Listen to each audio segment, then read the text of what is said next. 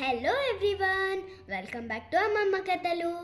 First of all మీ అందరికీ thank you very much. మా first video puri జగన్నాథుని కథని సక్సెస్ చేసినందుకు. So I want to share a story with you all today. నేను 3 years వరకు మా అమ్మమ్మతోనే పెరిగాను.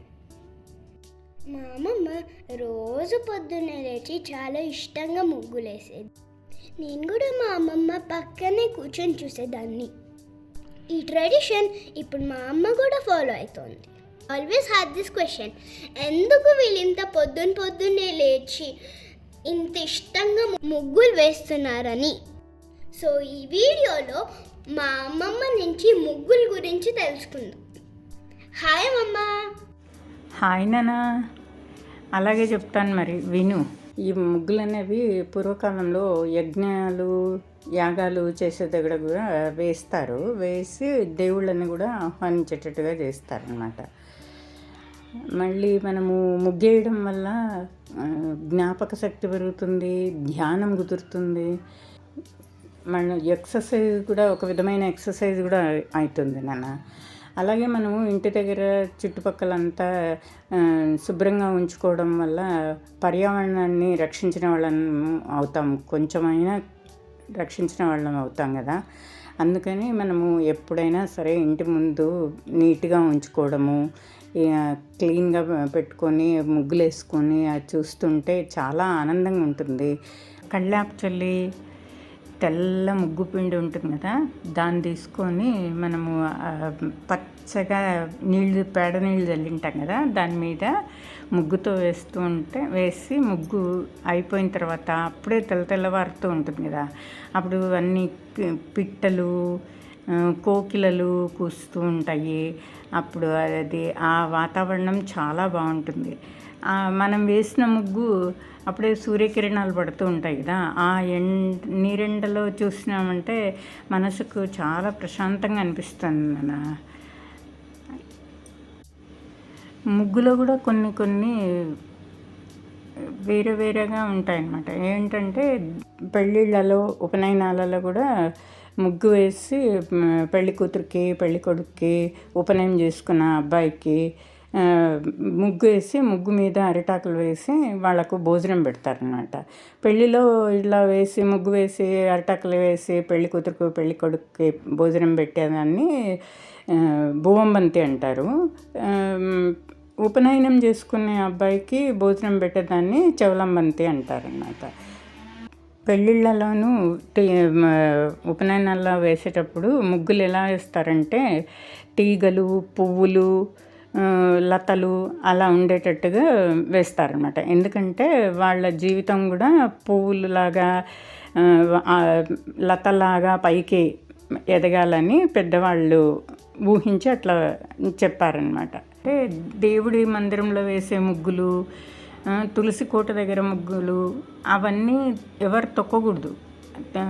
ముగ్గు వేసినామంటే అవి దేవుడికి సంబంధించిన ముగ్గులే వేస్తాం. వాటిల్లో శంకుచక్రాలు, కమలాలు, పద్మాలు, అష్టదళ పద్మాలు ఇవన్నీ దేవుడి మందిరంలో వేసేవన్నమాట. అవన్నీ తొక్కకూడదు.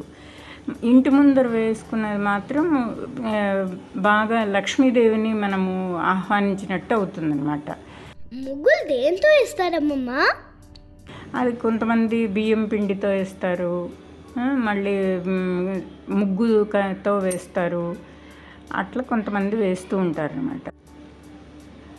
ముగ్గు వేయడం వల్ల లక్ష్మీదేవికి ఆహ్వానం పలకడము అవుతుంది. మళ్ళీ దుష్ట శక్తులు కూడా రాకుండా ఉంటాయన్నమాట. ముగ్గు చూస్తే దుష్ట శక్తులు అక్కడి నుంచి మాయమైపోతాయని అంటుంటారు పెద్దవాళ్ళు. మనము ధనుర్మాసంలో నెల రోజులు వేస్తారనమాట. పొద్దున్నే సూర్యుడు రాకముందే ధనుర్మాసంలో పొద్దున్నే లేచి సూర్యుడు రాకముందే నెల రోజులు వేస్తారు. కొంతమంది గొబ్బిళ్ళు కూడా పెడతారనమాట. అప్పటి నుంచి గొబ్బిళ్ళు పెట్టి సంక్రాంతి పండగ వరకు గొబ్బిళ్ళు పెడతారు. మళ్ళీ ఆ పిడకలు తీసుకొని వెళ్ళి ఎండబెట్టేసి అవి మళ్ళీ రథసప్తమి రోజు వాడుకుంటారనమాట.